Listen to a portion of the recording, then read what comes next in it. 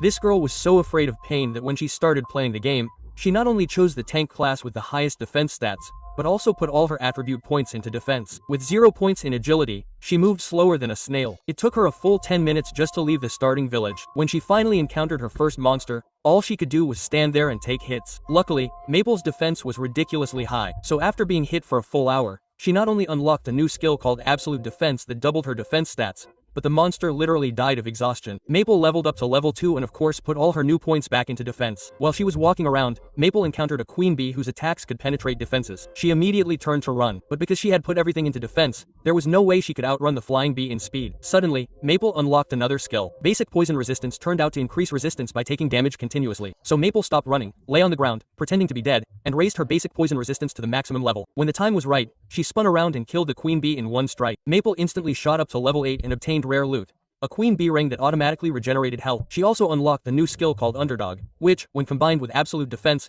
quadrupled her defense stats. With her defenses soaring, Maple simply lay down and took a nap. Various monsters emerged from the bushes around her. After sleeping in a bug den for 3 hours without losing a single HP, she learned another skill. Swinging her small dagger and going on a wild rampage, Maple rose to level 11.